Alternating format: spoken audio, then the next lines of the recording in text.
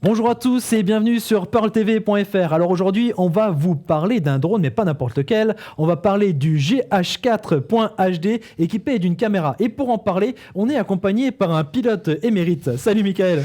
Salut Sylvain. Donc également un vidéaste pour parler de... Pour parler effectivement de ce drone qui peut voler et qui peut filmer. Ça, c'est vraiment sa particularité. Alors, est-ce que ce mini-drone, est-ce qu'il est classé dans les drones professionnels ou dans les jouets? Non, tout simplement, c'est, je dirais, un juste milieu entre les deux. C'est un drone ludique et pratique pour se familiariser au final avec ce genre de technologie. Est-ce que c'est effectivement un bon début pour commencer à apprendre à piloter un quadricoptère? C'est un quadricoptère, hein? C'est ça, c'est juste, oui. Un quadricoptère. Donc oui, c'est un bon moyen pour réussir à se familiariser avec ce genre de produit parce qu'il est capable de voler à l'intérieur, mais également à l'extérieur. Donc on peut déjà prendre ses repères tranquillement dans son salon avant de sortir se tester. Alors, comme ça, à première vue, comme ça, c'est vrai que c'est ce qui surprend, c'est quand on le prend dans la main, c'est qu'il est hyper léger. Léger, facile à manier pour ce genre de produit, idéal pour débuter au final.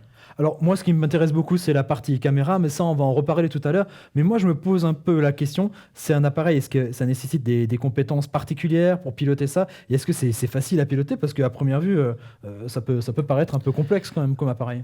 Alors des compétences particulières, non.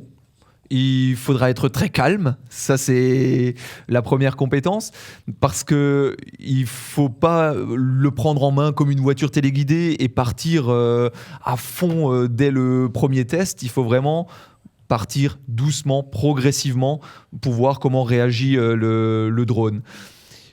Pour faciliter la chose, il est tout de même équipé d'un gyroscope 6 axes. Le gyroscope va en fait permettre de le stabiliser un maximum et donc vous aider ou vous faciliter la tâche au mieux. Pour le réglage plus fin, il est équipé de plusieurs trims. Donc les trims, c'est finalement un réglage de base pour éviter qu'il tourne en permanence ou qu'il dévie de sa trajectoire. Alors ces trims, on les a sur la télécommande, hein, l'équipé d'une télécommande, évidemment, ce drone. Je vois 2,4 GHz. C'est quoi? C'est une fréquence particulière pour la commande du drone? C'est la fréquence à laquelle va communiquer la télécommande avec le drone. Avec cette fréquence-là, vous allez avoir une portée de 60 à 80 mètres. Ouais, ce qui est déjà pas mal. Ouais. Ce qui effectivement est très confortable vu l'envergure du drone, parce qu'au-delà de 80 mètres, il ne faut pas oublier qu'il faut encore l'avoir en visu pour réussir à le faire revenir. Pareil pour le faire revenir, il est également équipé de code couleur, de diodes sous le drone, ce qui vous permet de savoir dans quel sens le drone est en train de voler. Parce qu'on a tendance à s'y perdre. Une fois qu'on a fait quelques petits tours, on ne sait plus s'il est en train en face de soi, effectivement, quand on de partir ou de revenir. À droite, ça va à gauche, forcément. Les commandes, comment elles sont réparties sur la télécommande? Donc de manière très classique pour un drone, on va dire c'est normalisé même. Hein. Vous allez avoir les gaz sur le côté gauche, donc ce qui va nous permettre de monter ou de descendre tout simplement si on baisse les gaz. On va retrouver sur le côté droit la partie gauche-droite qui va permettre de naviguer sous forme de crabe. Et du côté gauche, le gauche-droite qui va vous permettre de tourner à ce moment-là de manière classique finalement comme une voiture. Le manche de droite va également vous permettre d'avancer et de reculer. Ok. Très pratique. Alors, on peut voir évidemment sur une séquence vidéo qui a été tournée en extérieur comment ça se pilote. Alors on peut aussi dire aussi pour la partie image, hein, donc il y a une caméra sur ce drone. Alors cette caméra filme en haute définition, on voit les images à l'écran là, en 1280 par 720 pixels. Alors, les images sont enregistrées sur une carte SD qui se trouve vraiment sur la caméra. On peut aller jusqu'à 32 gigaoctets et la carte, par contre il y a une carte qui est fournie avec le drone, une carte de 2 Go qui vous permet déjà de prendre près de 800 photos et 30 minutes de vidéo. L'avantage qu'il y a aussi avec ce drone, ça permet d'avoir des points de vue très différents. Ça fait des images vraiment époustouflantes, hein, parce qu'on voit sa maison vue d'en haut. Quand on est dans un repas de famille, ça change un petit peu. On voit les gens tout petits en bas. Éventuellement, on peut voir le nid de guêpe qui est caché ou des oiseaux dans les arbres. Bref, tout ce qui est point de vue un peu insolite, un peu original, qu'on n'accède pas avec une caméra plus classique. Le drone permet de le faire. Le petit plus aussi, c'est que vous pouvez contrôler cette caméra à partir de votre télécommande. Cette télécommande, vous avez cette petite option trim. Si on le monte vers en haut, ça vous fait une petite photo. Vers en bas, ça vous fait une vidéo. Et donc, on peut commander ce drone directement au moment quand on choisit de filmer effectivement nos images à partir d'ici. Petit conseil, petite astuce. Quand vous voulez terminer votre séquence, il faut couper l'image avant que les batteries du drone soient vides. Pour ça, c'est quand même aussi important les batteries sur un drone, hein, c'est vrai. Alors pour ça, par contre, il est équipé d'une petite option qui est fort sympathique.